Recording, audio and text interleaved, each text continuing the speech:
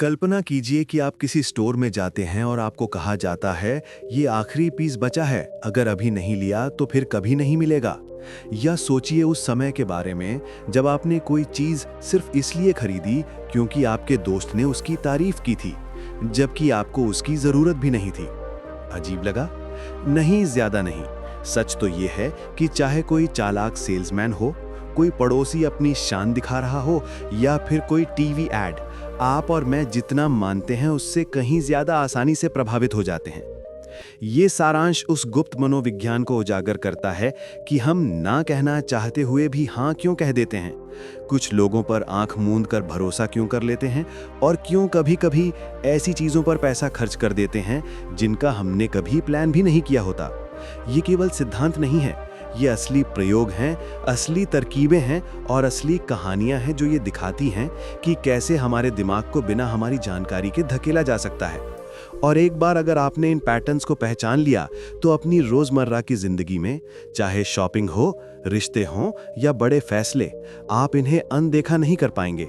तो आराम से बैठ जाइए, क्योंकि इसे पढ़ने के बाद आप ना केवल ये समझेंगे कि दूसरे लोग आपको कैसे प्रभावित करते हैं, बल्कि ये भी कि आप खुद को कैसे सुरक्षित रख सकते हैं और शायद इन सिद्धांतों का उपयोग अपनी सफलता के लिए भी कर सकते हैं। अध्याय 1, प्रभाव के हथियार, weapons of influence. MWF fox, जो एक एनिमल बिहेवियरिस्ट थे, उन्होंने टर्कीज पर एक प्रयोग किया। इस अध्ययन में उन्होंने पाया कि जब भी माँ टर्की चीप चीप की आवाज सुनती है तो वो तुरंत पहचान लेती है कि उसका बच्चा पास है और उसे उसकी देखभाल करनी चाहिए। अगर बच्चा ये आवाज नहीं निकालता तो वो उसकी परवाह नहीं करती, बल्कि कभी कभी उसे मार भी देती। बच्चे की गंध और रूप रंग का महत्व कहीं कम होता। माँ टर्की के लिए पोल कैट, वीसिल की एक प्रजाति, सबसे बड़ा दुश्मन होता है। जैसे ही वो पोल कैट को देखती है, तुरंत उसे मारने की कोशिश करती है। शोधकर्ताओं ने एक नकली पोल कैट बनाया और उसे धागे से टर्की के पास खींचा। टर्की ने जैसे ही उसे देखा, जोरों से उस पर हमला कर दिया। ये स्वाभाविक था। फिर दूसरे प्रयोग में शोधकर्ताओं ने उस नकली पोल कैट के अंदर एक टेप रिकॉर्डर रखा जिसमें चीप चीप की आवाज बज रही थी। इस बार जब नकली पोल कैट को टर्की के पास लाया गया तो उसने हमला नहीं किया, बल्कि उसने उसे अपने बच्चों के साथ रख लिया और अपने पंखों के नीचे छुपा लिया। लेकिन जैसे ही चीप चीप की आवाज बंद की गई, टर्की ने फिर से उस नकली पोल कैट पर हमला कर दिया। ज्यादातर लोग सोचेंगे ये तो जानवर हैं, इंसान ऐसा नहीं करेंगे। लेकिन इसे परखने के लिए हार्वर्ड की सोशल साइकोलॉजिस्ट एलन लैंगर ने एक प्रयोग किया। ये एक मूलभूत मानवीय व्यवहार पर आधारित था। जब भी हम कोई मदद मांगते हैं, अगर हम कोई कारण दे दें तो लोग ज्यादा आसानी से मान जाते हैं। इसे साबित करने के लिए एलन एक फोटोकॉपी शॉप गईं, जहां लोग लाइन में खड़े थे। उन्होंने कहा, एक्सक्यूज मी, मेरे पास 5 पेजेस हैं, क्या मैं मशीन का इस्तेमाल कर सकती हूँ? इस स्थिति में सिर्फ 60% लोगों ने उन्हें आगे जाने दिया। लेकिन जब उन्होंने कारण जोड़ दिया, एक्सक्यूज मी, मेरे पास 5 पेजेस हैं, क्या मैं मशीन का इस्तेमाल कर सकती हूँ क्योंकि मुझे जल्दी है, तो 94% लोगों ने उन्हें आगे जाने दिया। पहली नजर में लगता है कि यह फर्क इसलिए आया क्योंकि लोगों को अतिरिक्त जानकारी मिली, क्योंकि मुझे जल्दी है। लेकिन एलन ने एक और प्रयोग किया। इस बार उन्होंने असली कारण नहीं दिया। एक्सक्यूज मी, मेरे पास 5 पेजेस हैं, क्या मैं मशीन का इस्तेमाल कर सकती हूँ क्योंकि मुझे कुछ कॉपीज बनानी है? तब भी 93% लोगों ने उन्हें आगे जाने दिया। इन प्रयोगों से ये साफ हो गया कि बिकॉज शब्द के बाद कुछ भी कह दीजिए, लोग ज्यादा आसानी से मान जाते हैं। ये ठीक वैसा ही था जैसे टर्की के लिए चीप चीप की आवाज, एक मानसिक ट्रिगर। The contrast principal. ये सिद्धांत कहता है कि अगर आपको 2 अलग अलग चीजें दिखाई जाती हैं तो आप उन्हें उनकी वास्तविकता से कहीं ज्यादा अलग मानेंगे। अगर हम पहले हल्की चीज उठाएं और फिर भारी चीज, तो भारी चीज हमें उसके असली वजन से भी ज्यादा भारी लगेगी। एक अध्ययन में छात्रों के सामने 3 बाल्टियां रखी गईं। एक में बहुत ठंडा पानी, दूसरी में सामान्य तापमान वाला पानी और तीसरी में गर्म पानी। छात्रों को कहा गया कि वो एक हाथ ठंडे पानी में और दूसरा हाथ गर्म पानी में डालें। थोड़ी देर बाद दोनों हाथ सामान्य तापमान वाले पानी में डालने को कहा गया। सभी हैरान रह गए।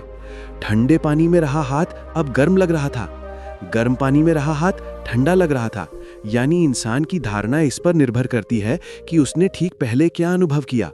जैसे कि 4,000 रुपए का स्वेटर किसी को बहुत महंगा लगेगा, लेकिन अगर उसी व्यक्ति ने अभी अभी 60,000 रुपए का सूट खरीदा हो तो वही 4,000 रुपए का स्वेटर महंगा नहीं लगेगा। यही कारण है कि किसी सेल्समैन के लिए बेहतर होता है कि पहले महंगी चीज दिखाए और बाद में सस्ती। अगर वो ऐसा नहीं करते तो इसका मतलब है कि वो कॉन्ट्रास्ट प्रिंसिपल को नहीं समझते। शैरन नाम की एक बेटी ने अपने माता पिता को एक पत्र लिखा। प्रिय माँ और पापा, जब से मैंने कॉलेज शुरू किया है मैं अपनी पढ़ाई पर ध्यान नहीं दे पा रही हूँ। अब तक मैं आपको ये बातें नहीं बता पाई, लेकिन आज मैं सच्चाई बताना चाहती हूँ। लेकिन पहले आप बैठ जाइए, इस पत्र को तभी आगे पढ़िए जब आप बैठ चुके हों। सबसे पहले मैं बताना चाहती हूँ कि जब हॉस्टल में आग लगी और मैंने खिड़की से छलांग लगाई तो मेरी खोपड़ी में फ्रैक्चर हो गया था, लेकिन अब लगभग ठीक हो गया है।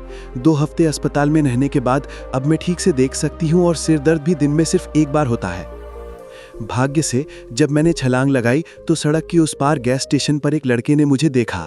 उसी ने फायर ब्रिगेड और एम्बुलेंस बुलाई और अस्पताल में भी मिलने आया। क्योंकि हॉस्टल जल गया था और मेरे पास रहने की जगह नहीं थी तो मैं उसी के घर रहने लगी। वो बहुत प्यारा है और हम एक दूसरे से गहराई से प्यार करने लगे हैं। हमने शादी करने का फैसला कर लिया है। तारीख अभी तय नहीं हुई, लेकिन जल्दी ही शादी करेंगे, इससे पहले कि मेरी प्रेगनेंसी नजर आने लगे। हाँ माँ बाप, मैं प्रेग्नेंट हूँ और मुझे पता है आप कितने उत्साहित होंगे दादा दादी बनने के लिए। मुझे यकीन है कि आप हमारे बच्चे को उतना ही प्यार करेंगे जितना मुझे करते हैं। हमने शादी की तारीख इसलिए टाल दी क्योंकि मेरे बॉयफ्रेंड को एक हल्का इन्फेक्शन है जो लापरवाही से मुझे भी हो गया। अब जब मैंने सब कुछ बता दिया है तो मैं ये भी कहना चाहती हूँ कि ना हॉस्टल में आग लगी थी, ना फ्रैक्चर हुआ, ना अस्पताल गई, ना मैं प्रेग्नेंट हूँ, मेरी शादी नहीं हो रही और मेरा कोई बॉयफ्रेंड भी नहीं है। मैंने बस हिस्ट्री में D और केमिस्ट्री में F पाया है। तो कृपया ये याद रखिए कि जिंदगी में चीज़ें इससे भी कहीं ज़्यादा बुरी हो सकती हैं, इसलिए छोटे छोटे मुद्दों पर गुस्सा मत कीजिए। आपकी प्यारी बेटी शैरन। इससे ये साफ हो जाता है कि शैरन भले ही केमिस्ट्री में फेल हो गई हो, लेकिन साइकोलॉजी में उसे पूरा A मिलना चाहिए क्योंकि उसने बखूबी द कॉन्ट्रास्ट प्रिंसिपल का इस्तेमाल किया। अध्याय 2, पारस्परिकता यानी रेसिप्रोसिटी। कुछ साल पहले एक विश्वविद्यालय के प्रोफेसर ने एक प्रयोग किया। उन्होंने क्रिसमस के अवसर पर पूरी तरह अनजान लोगों को क्रिसमस कार्ड्स भेजे। उन्हें कुछ जवाबों की उम्मीद थी, लेकिन जो हुआ वह चौंकाने वाला था। कई लोगों ने उन्हें हॉलिडे कार्ड्स वापस भेजे, जबकि वे उन्हें जानते तक नहीं थे। यही नियम कहता है कि हम कोशिश करते हैं कि जो हमें दूसरों से मिले उसका बदला हम भी लौटाएं। अगर कोई हमको जन्मदिन का तोहफा देता है तो हम उसका जन्मदिन याद रखते हैं और बदले में तोहफा देते हैं। अगर कोई हमें पार्टी में बुलाता है तो हम भी उसे किसी अवसर पर बुलाने की प्रवृत्ति रखते हैं। एक बड़ा उदाहरण, 1985 में जब मेक्सिको में भूकंप आया तो इथियोपिया ने मेक्सिको को $5,000 का दान दिया। उस समय इथियोपिया की हालत बहुत खराब थी, लोग भूख और बीमारी से मर रहे थे।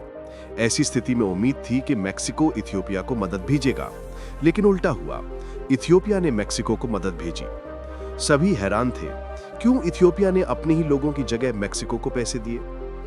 जब एक पत्रकार ने इथियोपियाई अधिकारियों से पूछा तो उन्होंने जवाब दिया, हमने इसलिए दिया क्योंकि 1935 में जब इटली ने हम पर हमला किया था तब मेक्सिको ने इथियोपिया की मदद की थी और हमें दान दिया था। व्यापार में पारस्परिकता का उपयोग। पारस्परिकता का नियम इतना शक्तिशाली है कि व्यापारी लोग इसे हमेशा इस्तेमाल करते हैं। एमवे कॉर्पोरेशन, जो पर्सनल केयर प्रोडक्ट्स बनाती है, एक बेसमेंट से शुरू होकर $1 बिलियन कंपनी बन गई और सालाना लगभग $1.5 बिलियन की बिक्री करने लगी। उनकी सबसे सफल रणनीतियों में से एक थी ग्राहकों को 24 घंटे के लिए प्रोडक्ट की एक टोकरी देना। इस टोकरी में होती थी शैम्पू की बोतल, डिटर्जेंट, फर्नीचर पॉलिश, डीओडोराइजर और विंडो क्लीनर्स। एमवे के रेप्स कहते, इन्हें इस्तेमाल कीजिए, हम कल या परसों वापस आएंगे। अगर पसंद आए तो खरीद लीजिए, नहीं तो कोई बात नहीं। अगले दिन रेप्स वापस आते और इच्छुक लोगों से ऑर्डर ले लेते। क्योंकि ग्राहक अक्सर सिर्फ 1 या 2 बोतल ही इस्तेमाल करते थे, वही टोकरी अगले घर में भेज दी जाती। जब बिक्री का विश्लेषण हुआ तो सभी चौंक गए। हमने कभी प्रोडक्ट्स को इतनी तेजी से बिकते नहीं देखा। हमारी बिक्री बहुत तेजी से बढ़ रही है। लगभग हर ग्राहक टोकरी की आधी चीजें खरीदने को तैयार था। युद्ध का उदाहरण। यूरोपीय वैज्ञानिक ईबल ने प्रथम विश्व युद्ध का एक केस बताया। एक जर्मन सैनिक का काम था दुश्मन की ट्रेंचेस में घुसकर सैनिक पकड़ना और जानकारी इकट्ठा करना। बेहद खतरनाक काम। उसने ये कई बार किया था। एक दिन वह दुश्मन के क्षेत्र में पहुंचा और देखा कि एक अकेला सैनिक खाना खा रहा है। डर के मारे उस सैनिक ने जर्मन सैनिक को एक टुकड़ा रोटी दे दिया। यह साधारण सा कार्य उसकी जिंदगी का सबसे महत्वपूर्ण पल बन गया। जर्मन सैनिक इस उपहार से इतना प्रभावित हुआ कि उसने अपना मिशन छोड़ दिया और खाली हाथ लौट आया। बाद में अपने अधिकारियों के गुस्से का सामना किया। वो समझ नहीं पाया कि उसके साथ क्या हुआ, लेकिन आज हम जानते हैं वह पारस्परिकता की शक्ति से प्रभावित हुआ था। Rejection then retreat technique. मान लीजिए मुझे आपसे 10 रुपए चाहिए। अगर मैं सीधे मांग लूं तो शायद ना मिले, लेकिन अगर मैं पहले आपसे 100 रुपए मांगूं और आप मना कर दें तो फिर मैं पीछे हटकर 10 रुपए मांगूंगा। इस क्रम का इस्तेमाल करके मेरे सफल होने की संभावना बहुत बढ़ जाती है। कल्पना कीजिए आप बिलियर्ड टेबल के डीलर हैं और आपको टेबल्स बेचनी है। आप पहले कौन सा दिखाएंगे, 25,000 रुपए वाला टेबल या 3 लाख रुपए वाला टेबल? ज्यादातर लोग सोचेंगे कि पहले सस्ता टेबल दिखाएं। लेकिन ब्रंसविक कंपनी की बिजनेस प्रमोशंस मैनेजर वॉरेन केली कहते हैं कि यह सोच गलत है। उन्होंने एक प्रयोग किया। पहले हफ्ते ग्राहकों को सस्ते टेबल पहले और महंगे बाद में दिखाए गए। उस हफ्ते औसत बिक्री $150 रही। अगले हफ्ते हर ग्राहक को, इवन जो सस्ता टेबल चाहता था, सबसे पहले महंगा टेबल दिखाया गया और फिर सस्ता। परिणाम, उस हफ्ते औसत बिक्री पूरे $1,000 रही। अध्याय 3, प्रतिबद्धता और निरंतरता। सन 1960 में जोनाथन फ्रीडमैन और स्कॉट फ्रेजर ने एक प्रयोग किया। वे कैलिफोर्निया के एक मोहल्ले में गए और खुद को वॉलंटियर वर्कर्स बताया। उन्होंने वहां के निवासियों से पूछा कि क्या आप अपने सुंदर लॉन में एक बड़ा सा बोर्ड लगाएंगे जिस पर लिखा होगा ड्राइव केयरफुली। इस स्थिति में 83% लोगों ने मना कर दिया। आखिर कौन चाहेगा कि उसके सुंदर लॉन में इतना भद्दा बोर्ड लगा हो? लेकिन जब यही प्रयोग बाद में दोहराया गया तो 76% लोगों ने वही बड़ा बोर्ड अपने लॉन में लगाने की अनुमति दे दी। क्या बदला था?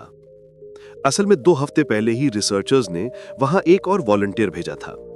उसने निवासियों से सिर्फ इतना कहा कि वे अपनी खिड़की में एक छोटा सा 3 इंच का स्टिकर लगाएं जिस पर लिखा हो सेफ ड्राइवर। स्टिकर छोटा था, इसलिए ज्यादातर लोगों ने हां कर दी और एक छोटी प्रतिबद्धता कर दी। तो जब 2 हफ्ते बाद उनसे बड़ा अनुरोध किया गया तो वही लोग बड़ी आसानी से मान गए। इसे ही कहते हैं प्रतिबद्धता और निरंतरता का सिद्धांत, यानी कमिटमेंट एंड कंसिस्टेंसी प्रिंसिपल। और इसका व्यापक रूप से उपयोग सेल्स में किया जाता है। छोटी प्रतिबद्धता से बड़ी बिक्री।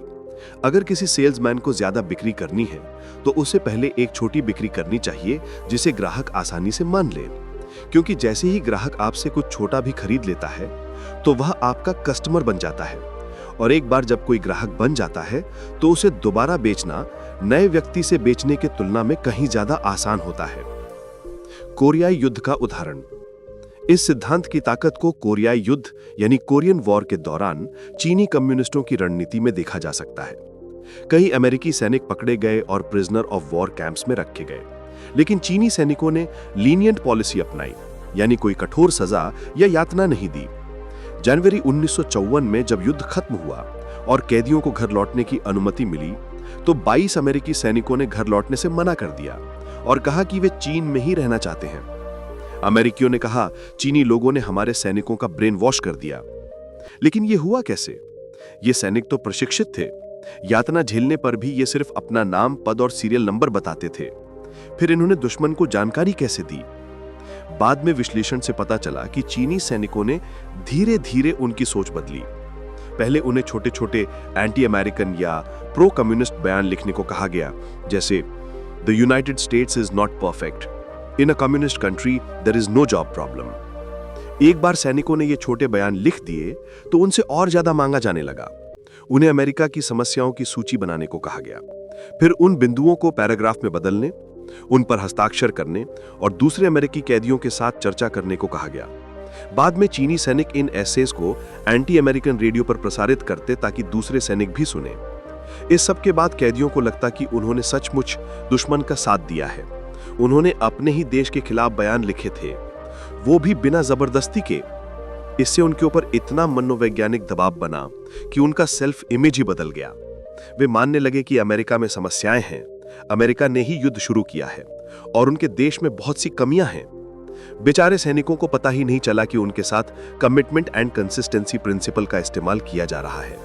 छोटी छोटी प्रतिबद्धताओं के जरिए उनकी पूरी सोच बदल दी गई थी। अध्याय 4, सामाजिक प्रमाण, सोशल प्रूफ। क्या आपने कभी सोचा है कि टीवी पर आने वाले कॉमेडी शोज में हंसी की रिकॉर्डिंग यानी लाफ ट्रैक क्यों बजाई जाती है? या फिर स्क्रीन पर लोग हंसते क्यों दिखाए जाते हैं, भले ही मजाक बहुत हल्का हो? अगर आप लोगों से सर्वे में पूछें तो वे कहेंगे, ये नकली हंसी बहुत इरिटेट करती है, हमें बिल्कुल पसंद नहीं। तो फिर प्रोड्यूसर्स अब भी इन्हें क्यों इस्तेमाल करते हैं? क्योंकि वे जानते हैं कि रिसर्च क्या कहती है। प्रयोग बताते हैं कि इन नकली हंसियों की वजह से दर्शक असली मजाक पर भी ज्यादा देर तक हंसते हैं और ये असर कमजोर मजाकों पर और भी ज्यादा होता है। अन्य जगहों पर सामाजिक प्रमाण, ये सिद्धांत सिर्फ कॉमेडी शोज तक सीमित नहीं है।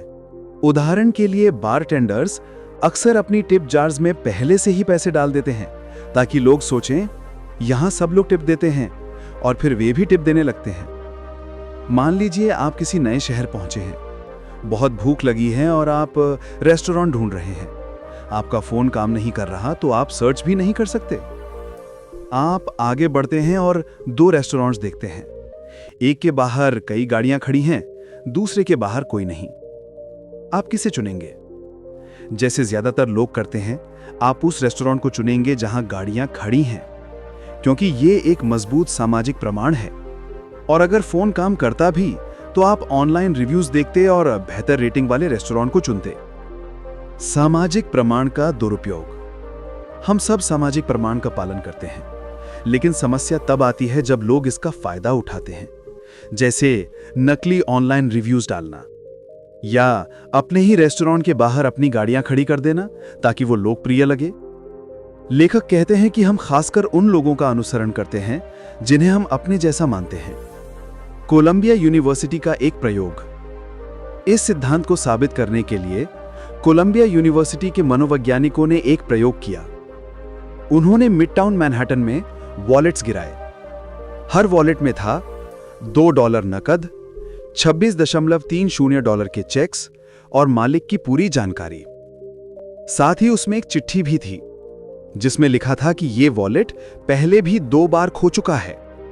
चिट्ठी मालिक को संबोधित थी, मैंने आपका वॉलेट पाया और लौटा रहा हूं। मुझे खुशी है कि मैं आपकी मदद कर सका। प्रश्न यह था, क्या नया पाने वाला व्यक्ति भी उसे लौटाएगा जैसे पहले वाले ने किया? आधे वॉलेट्स में चिट्ठी साधारण अमेरिकी अंग्रेजी में थी, आधे आधे में बहुत टूटी फूटी अंग्रेजी में, जिससे लगे कि लिखने वाला अमेरिकी नहीं है। नतीजे साफ थे। जब चिट्ठी खराब अंग्रेजी में थी तो सिर्फ 35% वॉलेट्स लौटाए गए, लेकिन जब चिट्ठी अच्छी अमेरिकी अंग्रेजी में थी तो पूरे 70% वॉलेट्स लौटाए गए। यानी सिमिलैरिटी यानी समानता और सोशल प्रूफ यानी सामाजिक प्रमाण की ताकत इतनी है कि परिणाम दुगुने हो सकते हैं। अध्याय 5, पसंद करना, लाइकिंग। यह सिद्धांत कहता है कि हमें उन लोगों को मना करना कठिन लगता है जिन्हें हम पसंद करते हैं। टपरवेयर का उदाहरण, व्यापार की दुनिया में इसका सबसे अच्छा उदाहरण है टपरवेयर, एक अमेरिकी कंपनी जो प्लास्टिक के डब्बे बनाती है। टपरवेयर ने होम पार्टीज आयोजित करके ग्राहकों को हर तरह से प्रभावित किया और बिक्री में बाहरी बढ़ोतरी की। इन पार्टीज में चारों तरफ से प्रभाव डाला जाता था। रेसिप्रोसिटी यानी पारस्परिकता, हर किसी को छोटे खेलों में शामिल किया जाता और एक छोटा सा तोहफा दिया जाता है। कमिटमेंट यानी प्रतिबद्धता, जो प्रतिभागी पहले से टपरवेयर का सामान रखते थे उनसे उसके फायदे बताने को कहा जाता। सोशल प्रूफ यानी सामाजिक प्रमाण, जब लोग अपने दोस्तों को सामने टपरवेयर खरीदते देखते तो यह प्रमाण बन जाता कि सब यही कर रहे हैं। लेकिन सबसे शक्तिशाली प्रभाव था लाइकिंग यानी पसंद करना, क्योंकि खरीदने का आग्रह किसी अजनबी से नहीं बल्कि उसी महिला से आता जिसका घर था, जिसने सबको बुलाया था और जो सबकी जानी पहचानी थी। सभी को पता होता था कि वो हर बिक्री पर कमीशन कमाएगी, फिर भी वो लोग उसे मना नहीं कर पाते। लेखक ने जब एक ऐसी महिला से पार्टियों के बारे में बात की तो उसने कहा, उफ, मैं इन टपरवेयर पार्टियों से तंग आ गए हूं। मैंने उनके सारे कंटेनर खरीद लिए हैं। अगर मुझे और चाहिए होते तो बाजार से सस्ते मिल सकते हैं, लेकिन क्या करूं, जब भी कोई करीबी दोस्त बुलाती है मैं अंत में खरीद ही लेती हूं। क्या बढ़ाता है लाइकिंग? नंबर 1, शारीरिक आकर्षण। समाज अच्छे दिखने वाले लोगों को ज्यादा महत्व देता है, लेकिन स्टडीज बताती हैं कि यह फायदा हमारी सोच से कहीं ज्यादा है। हमारा दिमाग खूबसूरती को टैलेंट, ईमानदारी और इंटेलिजेंस जैसी सकारात्मक खूबियों से जोड़ देता है।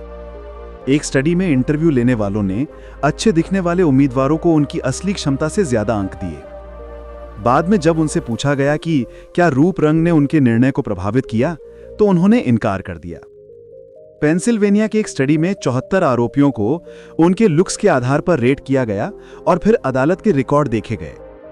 नतीजा, आकर्षक लोगों को हल्की सजा मिली, जबकि कम आकर्षक लोगों को दुगुनी सजा। नंबर 2, समानता। अगर कोई व्यक्ति आकर्षक नहीं भी है तो और क्या चीज लाइकिंग बढ़ा सकती है? हम उन लोगों को पसंद करते हैं जो हमें हमारे जैसे लगते हैं। कपड़े इसका एक उदाहरण है। 1970 का एक स्टडी में जब एक्सपेरिमेंटर्स कॉलेज स्टूडेंट्स से फोन कॉल के लिए पैसे मांगने गए, अगर वे स्टूडेंट्स की तरह कपड़े पहने थे तो 2/3 से ज्यादा ने मदद की। अगर अलग कपड़े थे तो आधे से भी कम ने। साझा रुचियां और पृष्ठभूमि भी लाइकिंग बढ़ाती है। कार सेल्समैन को प्रशिक्षित किया जाता है कि वे ग्राहक की हॉबीज और बैकग्राउंड जानें और उस पर बात करें। अगर वे कार की पिछली सीट पर गोल्फ बॉल्स देखें तो कहेंगे, काश ये बारिश रुक जाए, मैं फिर से गोल्फ खेल पाता। अगर पता चला कि ग्राहक किसी दूसरे राज्य से है तो कहेंगे, अरे मैं भी वहीं पैदा हुआ था। नंबर 3, प्रशंसा।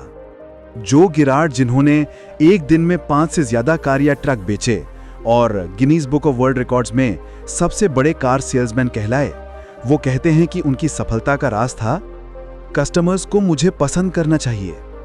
उन्होंने एक ऐसा काम किया जिसे बहुत लोग मूर्खतापूर्ण और महंगा मानते। वो हर महीने 13,000 से ज्यादा पुराने कस्टमर्स को ग्रीटिंग कार्ड्स भेजते। कार्ड का मैसेज मौसम के हिसाब से बदलता था, happy new year, happy Thanksgiving, लेकिन हर कार्ड में एक ही लाइन होती थी, आई लाइक यू। जो कहते हैं, मैंने कभी कुछ और नहीं लिखा, मैं उन्हें बस एक बात बताता था, मैं तुम्हें पसंद करता हूं। कल्पना कीजिए, 12 महीने 12 कार्ड, 13,000 से ज्यादा लोगों को हर बार वही मैसेज, आई लाइक यू। यही सिंपल फॉर्मूला जो को करोड़पति बना गया और Guinness book of world records में जगह दिला दी। अध्याय 6, प्राधिकरण, अथॉरिटी। लोग अक्सर उन व्यक्तियों की आज्ञा मानते हैं जिन्हें वे प्राधिकरण यानी अथॉरिटी मानते हैं। जरा सोचिए, सफेद कोट पहने डॉक्टर की छवि। जैसे ही हम किसी ऑपरेशन थिएटर में डॉक्टर को देखते हैं, हम तुरंत रिएक्शन मोड में चले जाते हैं। हम बिना ज्यादा सोचे डॉक्टर की हर बात मान लेते हैं और उनकी सलाह को गंभीरता से लेते हैं। यह नया नहीं है। जब भी हम किसी प्राधिकृत व्यक्ति को देखते हैं, जैसे वकील, आईएएस अधिकारी या वरिष्ठ इंजीनियर, तो हमारा दिमाग एक शॉर्टकट मोड में चला जाता है। यह शॉर्टकट क्यों काम करता है? यह शॉर्टकट हमें फायदा पहुंचा सकता है क्योंकि ये लोग अपने क्षेत्रों में ज्यादा जानते हैं। उनकी सलाह मानना अक्सर सही साबित होता है। लेकिन समस्या तब होती है जब कोई व्यक्ति अथॉरिटी की आभा का इस्तेमाल करके हमें नियंत्रित करने या भ्रमित करने लगता है। अगर हम अपने काम में दूसरों को प्रभावित करना चाहते हैं तो हमें यह सुनिश्चित करना चाहिए कि लोग हमें अथॉरिटी फिगर के रूप में देखें। प्राधिकरण दिखाने के तरीके। 1, टाइटल यानी पदवी। टाइटल्स बहुत शक्तिशाली अथॉरिटी सिग्नल्स होते हैं। डॉक्टर, जज, पॉलिटिशियन, इंजीनियर इत्यादि। इन्हें सचमुच कमाने में समय लगता है, लेकिन कई लोग इनका दुरुपयोग करते हैं, जैसा कि टीवी एड्स में देखा जाता है। एक दिलचस्प प्रयोग किया गया। एक आदमी को ऑस्ट्रेलियाई कॉलेज छात्रों से मिलवाया गया। एक क्लास से कहा गया कि वह कैम्ब्रिज यूनिवर्सिटी यानी इंग्लैंड का छात्र है। दूसरी से कहा गया कि वह वहां का लेक्चरर है। तीसरी से कहा गया कि वह सीनियर प्रोफेसर है।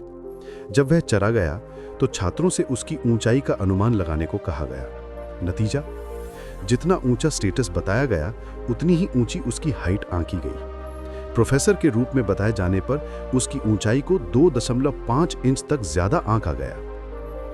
2. कपड़े यानी क्लोथ्स। कपड़ों से भी अथॉरिटी झलकती है। टेक्सास में एक प्रयोग हुआ। एक 31 वर्षीय आदमी को लाल बत्ती पर सड़क पार करने को कहा गया। एक स्थिति में उसने बिजनेस सूट और टाई पहना, दूसरी में सिर्फ सामान्य शर्ट और पैंट। शोधकर्ताओं ने दूरी से देखा कि कितने लोग लाल बत्ती को नजरअंदाज करके उसके पीछे सड़क पार करते हैं। नतीजा, जब उसने सूट पहना था तो 3.5 गुना ज्यादा लोग, यहां तक के बच्चे भी उसके पीछे चल दिए। 3. ट्रैपिंग्स यानी बाहरी संकेत। एक और प्रयोग में जब एक नई चमकदार लग्जरी कार हरी बत्ती पर भी रुकी रही तो पीछे की गाड़ियां देर तक इंतजार करती रहीं और देर से हॉर्न बजाया। लेकिन जब वही स्थिति एक पुरानी कार के साथ हुई तो लोग तुरंत हॉर्न बजाने लगे। एक मामले में तो पीछे वालों ने गुस्से में पुरानी कार को हल्का धक्का भी दे दिया। अध्याय 7, कमी यानी scarcity, the rule of the few. आपने दुकानों में ये बातें जरूर सुनी होंगी। ये आखिरी 2 पीसेस बचे हैं और अभी बिकने वाले हैं, कंपनी ने इनका प्रोडक्शन बंद कर दिया है। इस पूरे इलाके में सिर्फ 2 प्लॉट्स बचे हैं, बाकी सब बिक चुके हैं। इनमें से एक ये है, दूसरा आपको पसंद नहीं आएगा। अगर आपको 2 पीसेस चाहिए तो अभी ले लीजिए, बैक सप्लाई बंद है, किसी को नहीं पता अगली बार कब आएगा। दुकानदार ये सब इसलिए कहते हैं क्योंकि वे इस मूल सिद्धांत को जानते हैं, जितनी कोई चीज कम होती है उतनी ही हम उसे पाना चाहते हैं। हानि का डर बनाम लाभ की चाह। लोगों पर कुछ खोने का डर यानी फियर ऑफ लॉस का असर कुछ पाने की चाह यानी डिजायर ऑफ गेन से ज्यादा होता है। सामाजिक मनोवैज्ञानिक स्टीवन वॉर्चल ने इस पर एक प्रयोग किया। प्रतिभागियों को चॉकलेट कुकीज चखने और रेट करने को कहा गया। आधों को 10 कुकीज वाला जार दिया गया, आधों को सिर्फ 2 कुकीज वाला जार।